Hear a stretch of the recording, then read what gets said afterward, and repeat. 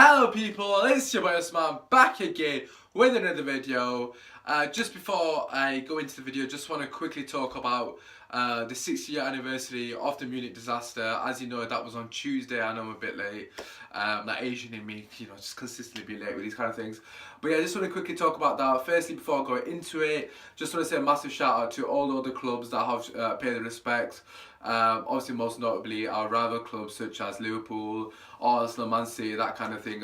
It's just it's just a nice mark of class, and just to put rivalries aside for such an important sort of day in the history of Man United, it's just nice to see. To be honest with you, I'm not going to sit here and say I know too much about the history. However, I have of course done research on numerous occasions regarding the matter, and just of late, listening to some of the stories, some of the quotes that have been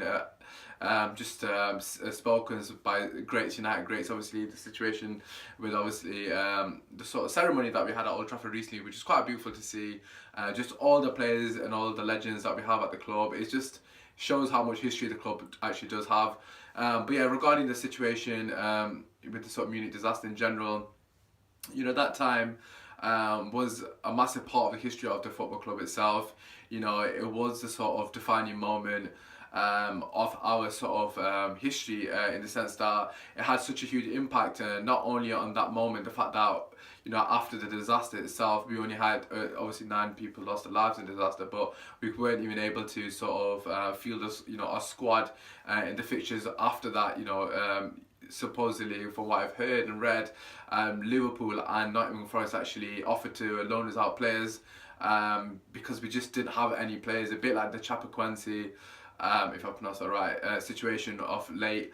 If obviously, I think the South American team, if I'm not mistaken, Brazilian team, obviously people were trying to loan them players as well, Ronaldinho, etc., all that kind of stuff. But yeah, basically the similar thing happened back in the day with Liverpool, Forest obviously trying to loan us players, which is actually quite a nice touch. You don't really hear that as much. And also Man City offering us their stadium during the World War sort of thing, around that period as well, because obviously Old Trafford was damaged in the war. Just little things like that do make you think that obviously there's more important things than just rivalry. Obviously we know that anyways, but it's just nice to obviously read the stories. But yeah, just in general, regarding the sort of situation with the Munich disaster, it just echoes how huge of a club Man United are. Like, even if you don't support Man United, you know about the Munich disaster, and also you know about the Busby babes, and obviously what happened afterwards is basically the foundation of the football club. Sir Matt Busby, being the manager and everything, won his first sort of title after the Munich disaster, and to be honest with you, it was something that was unheard of to win a title with a squad of youth players. That's basically what he did. Really, he achieved winning the league with an average age of 22 years old. And back in the days, obviously in this day and age, it might not sound as old, but as young, sorry, but back in those days, 24, 25 is usually where you start a career. So having one player at the age of 22 is remarkable, but to win the league with an average age of 22 was literally unheard of. And he was the pioneer for youth football in England, and he was basically the man that pushed it forward in English football. And obviously that's where Man United has been founded on, obviously producing youth talent, the class of 92 and so forth. Rashford and even Lingard and Pogba, I suppose, are in our squad now. Obviously McTominay is carried through our history, and that is down to Sir Matt Busby. And yeah, just at the back of that, we didn't really have any other choice, but it was an amazing sort of thing that came out of such a struggling time, just to see the sort of the younger players, so to speak, in those days and age, obviously coming out and just carrying the sort of mantle, so to speak, for the future generations. But yeah, just moving on from that, just want to say, obviously this video is more to talk about some of the things that's going on. I will make a video in the next couple of days regarding a preview for Man United Newcastle. In that game, I'm going to do another system breakdown of what the way we want to play, that kind of stuff. But for this video, I just want to talk about some things that happened, especially after the Huddersfield game. Obviously, there's so many talking points from that game. But just before I go into that, I just want to say, if you are new here, feel free to subscribe, because I do make videos regularly. Drop a like and all that good stuff, because I want to try to get to 120 subs. That would be really appreciative. But anyways, let's get into the video. The first things I want to talk about is Pogba and the Martial situation. I know everyone's probably had their opinion on it. I'm just going to I'll probably say something that to be honest is popular amongst my friends. However, this opinion is not popular on social media. So basically my opinion and some of my friends' opinion on this situation is personally, I think the Pogba situation was probably the best thing Jose Mourinho has done at this football club. I suppose with the Martial thing, I'm not as 100% in agreement with Jose Mourinho, but I'm going to focus more on Pogba.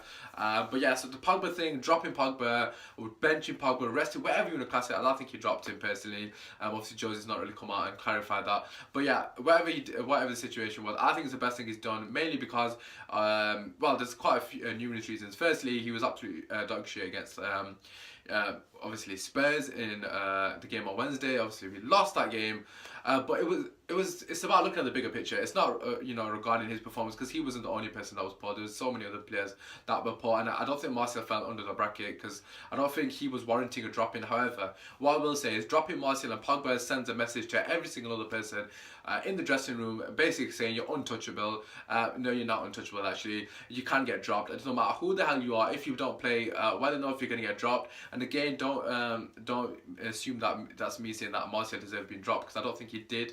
However, it does send a message to the rest of the lads in the dressing room, like basically you need to sort yourself out. You need to play for the shirt, because let's be honest, against Spurs it was a disgrace. I'm not going to talk too much about the Huddersfield game, because I think that was just a professional performance. But for me, for the Spurs game, that couldn't be deep. I'm not going to lie, it was absolutely disgraceful. There's no excuses whatsoever, and I'm happy you dropped Pogba, because Pogba, for me personally, was getting a bit big for his boots. He's, if he's just been coasting through games, don't get me wrong, he's been fantastic. However, I just think he's more than capable of producing more on a consistent basis, especially in the big games. And also that goes for the same for Martial, and that's probably why the only reason that I would agree with the Martial benching, although it was a bit ridiculously harsh on Martial, but I just think Jose's probably trying to push him to get that extra 10%, because he's more than capable of producing more. I've said on numerous occasions how I've been frustrated with Martial, because not because he's playing poorly, because I know he's got so much more to give. He's an unbelievable talent. I just think he has the capabilities of reaching that world-class status,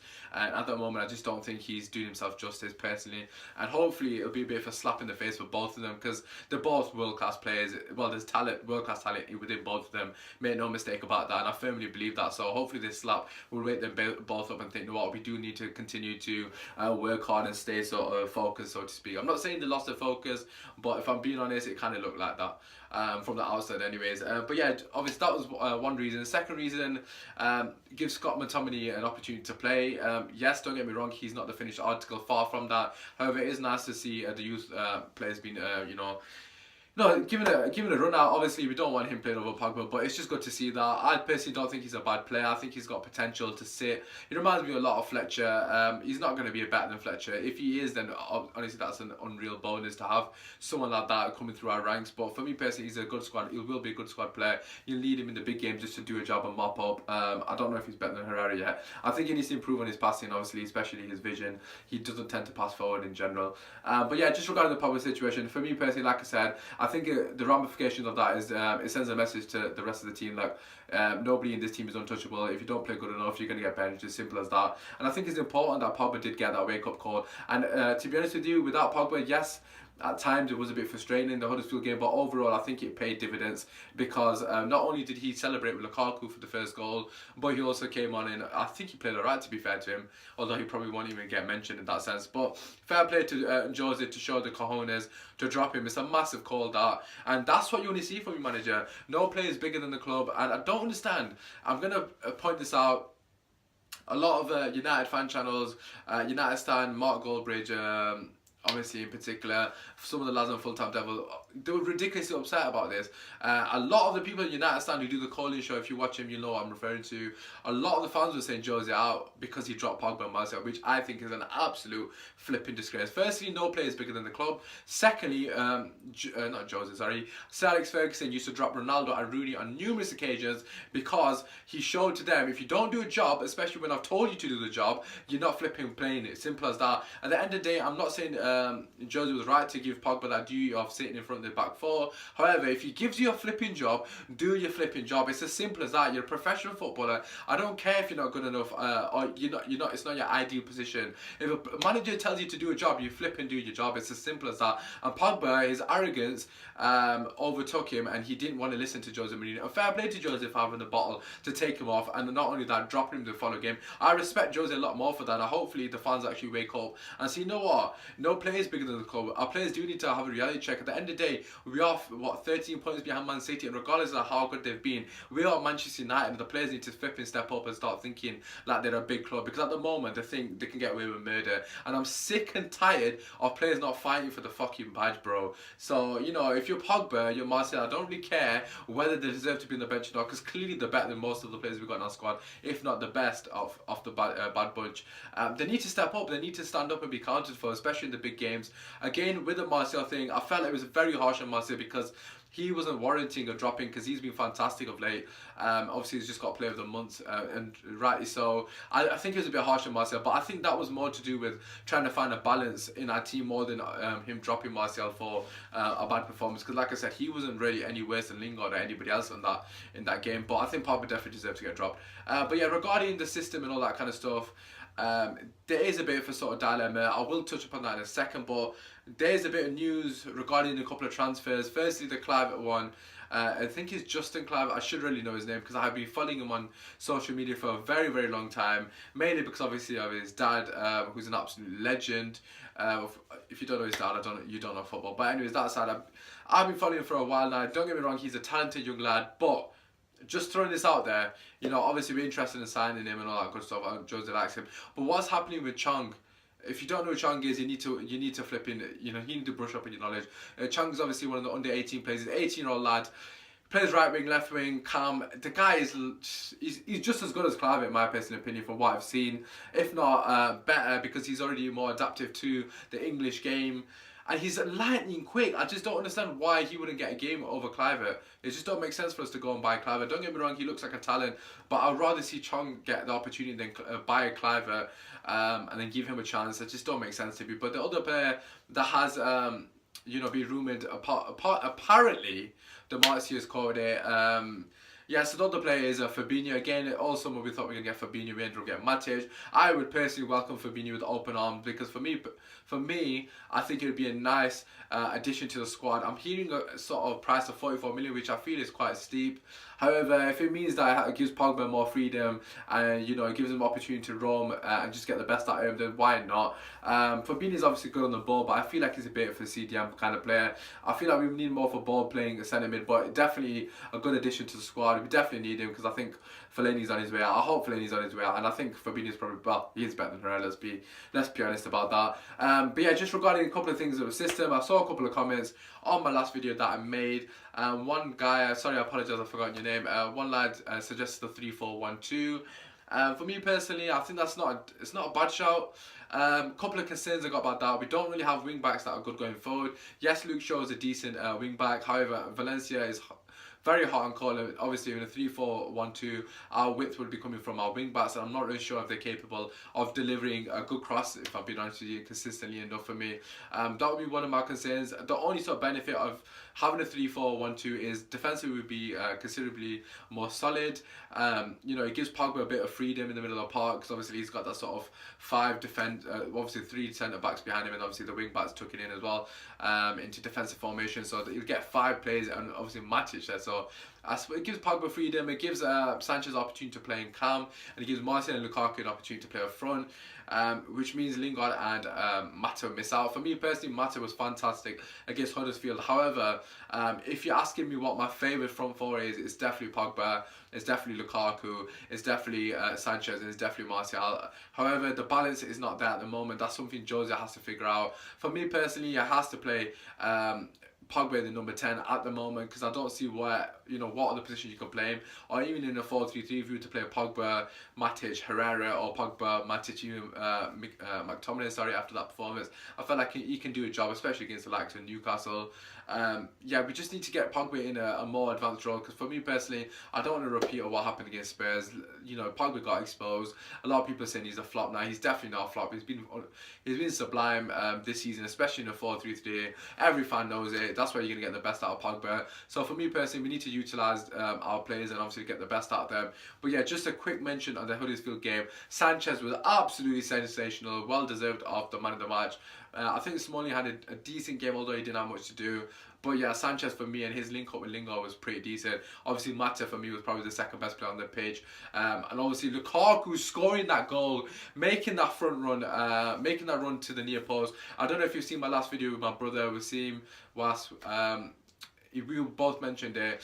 We've been talking about obviously Lukaku's lack of movement in the box. He needs to make more runs to the front post, and I can't believe it. He must have watched the video because as soon as we mentioned it, for the first time on my channel, he flipping goes and makes that run near post, and he flipping scores. So fair play to the guy. I was absolutely buzzing for him, although I was slagging him off in that game because of his lack of movement. He got his just rewards after absolute sublime cross by that man Mata, and like I said, Sanchez getting the goal. It was a very lucky 1-2 with the goalkeeper, but we'll take it. Very deserved goal for Sanchez. It was absolute sublime for me personally, with a stand-up player on the pitch by a country mile. But yeah, just regarding the Huddersfield game, it was a very professional performance. Don't really want to go into too much detail on it. We just had to get the job done.